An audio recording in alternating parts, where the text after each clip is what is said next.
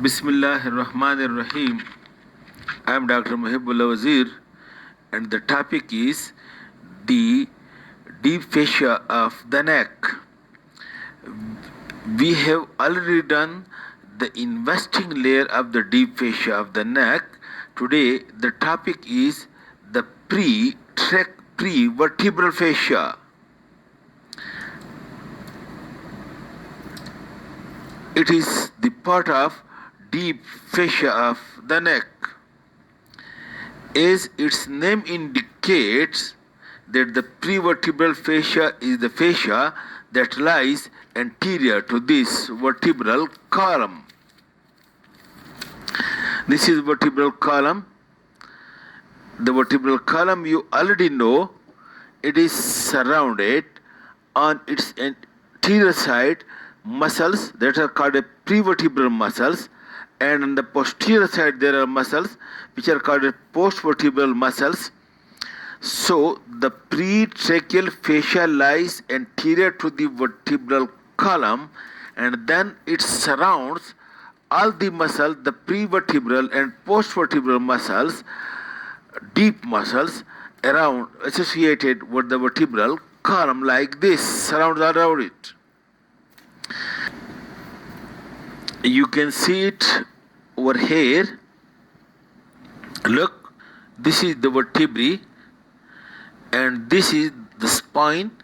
These are the postvertebral muscles and these are the prevertebral muscles, and make it clear, it is being surrounded all around by this fascia, which is being called as prevertebral fascia, while the neck as a whole is being surrounded by this investing layer of the deep fascia.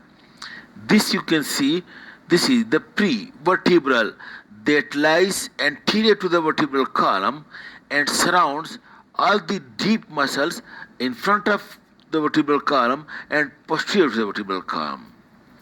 Alright, now this prevertebral fascia extends, note the point, it extends from the base of the skull up to the fourth thoracic vertebra.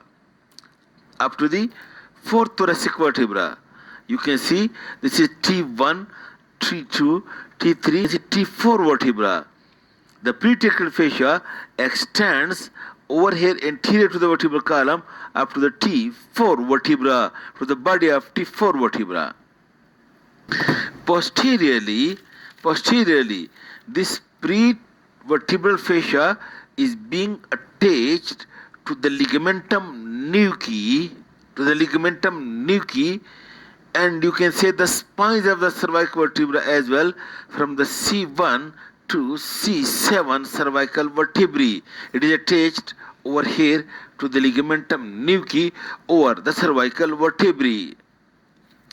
Okay, superiorly, note the point, superiorly it is attached, look, make it clear, it is attached over here to the base of the skull, just in front of the foramen magnum over here to this is the basilar part of occipital bone, to the basilar part of occipital bone, then it passes laterally, gets attached across the jugular foramen and across this carotid canal, and ultimately it reaches over here to be attached to the mastoid process, like this, attached over here, and then it passes posteriorly to be attached to the superior nuchal line, and ultimately reaches over here to the external occipital protuberance, and over here it unites with that or fuses with that of the opposite side.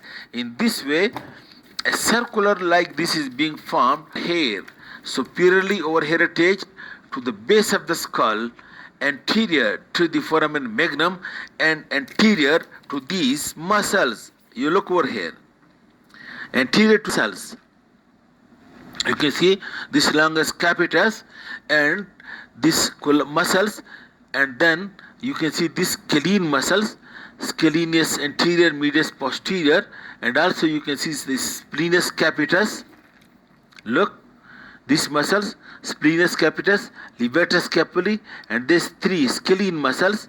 So the prevertebral fascia being attached superiorly to the basal part of occipital bone, then to this jugular foramen, and then to this carotid canal, and then to the mastoid process, and then superior nucleus, and it starts circularly like this. Okay, and then it passes downward, and posteriorly attached to ligamentum nuchae, and anteriorly it is attached to the body's anterior surface of the body of cervical vertebrae, and as well as to the transverse process. Note the point at this level that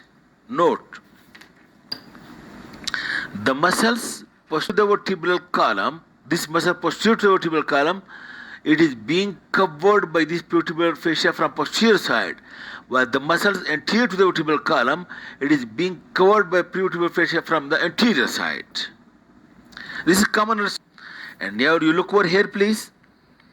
Look, this is sternocleidomastoid, this is trapezius, this is sternohyoid, sternothyroid, step muscles. All these muscles you already know are being covered by this investing layer of the deep fascia. When you remove this deep fascia, then you would be able to see these muscles, but these muscles, that is the splenius capitis, levator scapulae, and the three scalene muscles, and this brachial plexus, the cords of the brachial plexus, you can see the three cords of the brachial plexus, these are scalene muscles, and this is the subclavian continuous as the axillary artery. You can't see these structures because these are being covered by prevertebral fascia. So the cord of the brachial plexus, the axillary artery, and the muscles of the floor of the posterior triangle, it lies posterior or deep to the prevertebral fascia. And note the point at this point that the cords of the brachial plexus and the artery, that it comes downward to reach to the upper limb, because this is being covered by the prevertebral fascia. This artery and the brachial plexus cords, it take a sheet of axillary fascia, a sheet of the prevertebral fascia along with it into the axilla for some extent, and this extension of the prevertebral fascia along the axillary and cord of the brachial plexus, this is being called as axillary fascia or axillary sheath.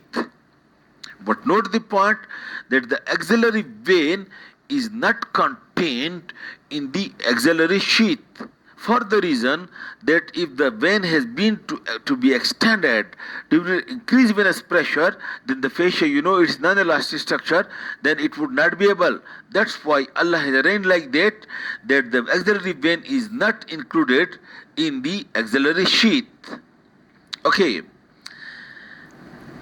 Then this prevertebral fascia is being pierced by some cutaneous nerves.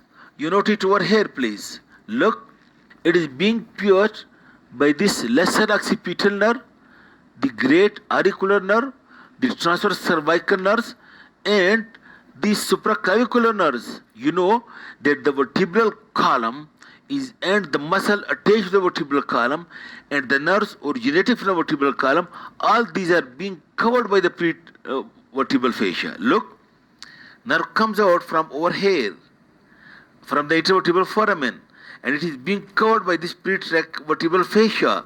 That's why if these nerves want to come to the skin, it will have to pierce this prevertebral fascia. And the four nerves, that is, look, this lesser occipital, the greater auricular, the transverse cervical, and these supraclavicular nerves that pierces the deep, the fascia, that is the prevertebral fascia, to become subcutaneous or become cutaneous. Okay, then the fascia over here, where it is being attached to the transverse processes, over here it splits into two layers. You make it clear? This is one layer of the prevertebral fascia, this is another layer of the prevertebral fascia, and there is a space between the two layers. This is the facial space between the prevertebral, two layers of the prevertebral fascia. And the prevertebral fascia by itself, it lies anterior to this vertebral column. You note it. Look, this is the skin, then this is the investigating layer of the deep fascia, these are the spinous processes, and then this you can see the body vertebrae, this is the spinal cord, and anterior to this you can see this is the prevertebral fascia. And then this prevertebral fascia divides over here into two, and this is called a prevertebral space between the prevertebral fascia. Okay? And then anterior to that lies the esophagus, and then anterior to that lies the trachea, and anterior to the trachea lies the pretracheal fascia, and then again most anteriorly lies then this investigating layer of the deep fascia. This is all about the pretracheal fascia, and I hope you understand. Thank you very much.